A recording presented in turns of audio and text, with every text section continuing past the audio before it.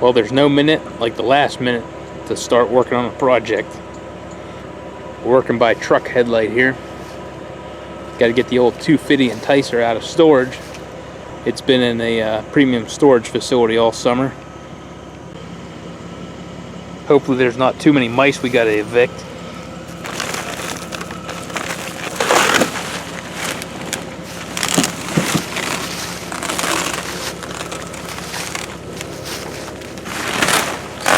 It's like opening a Christmas present. Oh yeah. I kind of forgot about the seat being purple. A few cobwebs in her.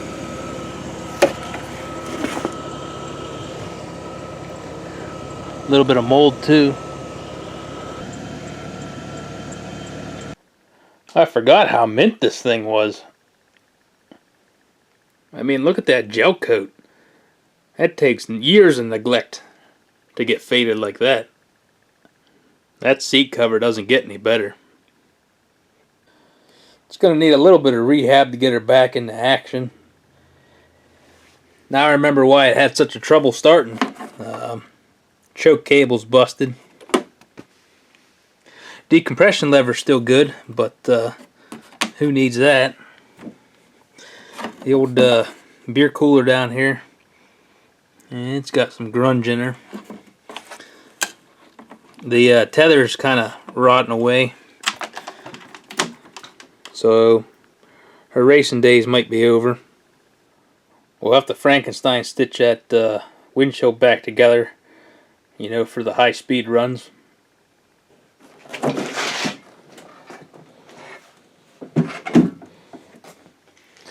I mean, it's nice at least it has a cable to hold the hood, so that's a plus there. Probably all the mice leaving, infesting the garage as we speak. Not sure if the oil injection still works. We either have to verify that or disable it. The skis, those are actually way too nice. We're gonna have to swap on something that's a little bit more rustic. And speaking of the track, that's kind of the biggest problem that we got with the sled right now. The old track's kind of coming apart. I'd say the slides are almost due to be changed. Oh, the track's not as bad as I initially thought. We'll have to roll her around, because I swear there was a couple of sections that had a bunch of lugs missing. Well, it turns out that I think the whole problem with the track is it's the alignment's way off. Terribly loose on the left side, and that's what's pushing the track over into the tunnel. It's rubbing on the inside of the tunnel, tearing the track up. So I think if we get that alignment back in, it'll hopefully solve most of those issues. I mean, actually, if you look close, it's only the side guides that have worn through the slide. There's a little bit of material left on the bottom. So I think if we tighten that track up and get it aligned good, might be able to get another few hundred miles out of them slides.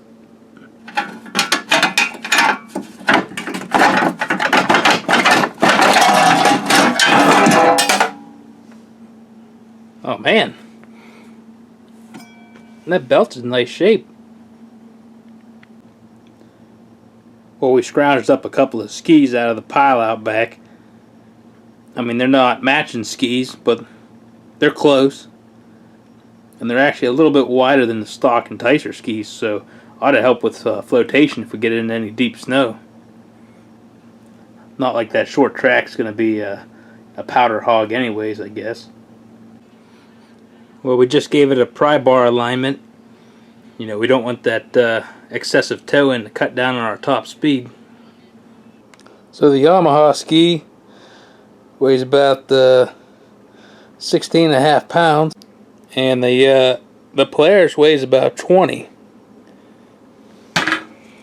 Take that shock off there, be about even.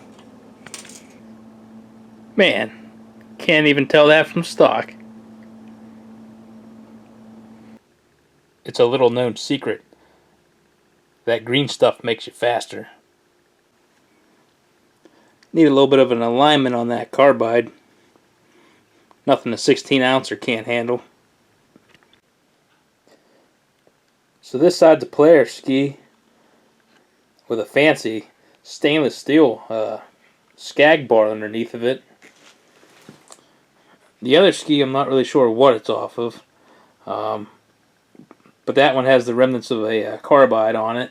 So we put that on the right side, you know, so in case you happen to chance into a random oval race, you know, you want your most carbide on the outside ski. Couple new pop rivets, she's good as new. Just gonna send it. Oh man, I don't want to know what's living in there. We had a minor issue with the gas tank. The barb broke off and started filling everything up with gas, so we had to drag it outside in a hurry. Good news is I think it evicted that spider out of there. So we had to run a new sight gauge for the fuel tank. Normally would have bypassed it or got rid of it, but since the tank nipple was so low in here, I would have had to block it off or run another line anyways, so it was just as easy to put in a new piece of fuel line and call it a day. I was able to find another cap thing off another parts tank. Now the filter's blown out on the inside, so we'll just run an inline filter on it like you normally would. This is like the worst air box to ever get off. Had to take the fuel tank out, move the oil tank, break the carburetor boot. Well, it was already broken, but this thing does not want to leave.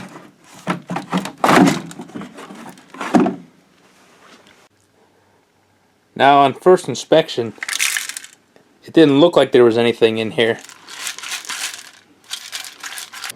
Well, I'm not sure if the oil injection was working, but it's not working now because we basically tore it all off. So the little part in there for the choke lever's broken. I don't happen to have one laying around. So what we're going to do is rig up a way to manually pull the cable. You can pull on it just, you know, pulling the whole thing out. I cut a slot in the top of the glove box there. So you just pull the cable out and then jam it down into that slot there so the choke's on. And when it fires up, just pull it out. There you go. Boy, I got this clutch off of there. Man, those splines are rusty. Even the springs all completely rusted out. And I hope it holds up, but it doesn't look like the belt was traveling very far on here, so this clutch definitely needed a rehab. Secondary clutch was also binding up. It hadn't moved in, you know, the whole way for so long that it got some rust around the shaft inside the secondary spring there. So we worked it open and closed a few times, and seems to be working good now. Really going all out with this repair. Got the color-coded zip ties. Now things are coming together.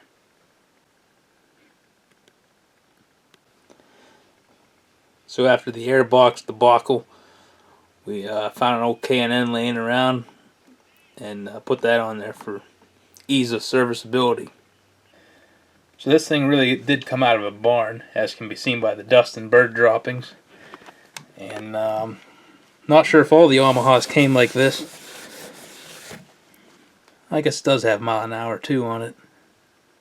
But we're going to find out if that speedometer works and if it's accurate. This thing's got 120 kilometers on it. Now they've got this other, you know, there's no tachometer on this thing, but I've got a sneaking suspicion that that's definitely a spot for a factory beer holder. Now you got to be a responsible trail rider, and that means not leaving your empties laying about out in the countryside. So you get a nice portal like that set up. No problem. We had to wrap the tether thing up in tape since it was cracking and, you know, falling apart. It's a good way to get some extra life out of these.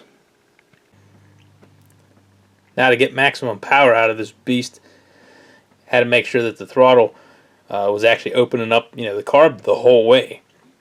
And to do that, with the lever we've got here, I had to tighten up the cable. Well, then the idle was hanging up. So sometimes you got to get into that throttle block, and you can see I cut a notch in it to let it at rest be all the way down at idle. Well, there it is. Almost ready for snow.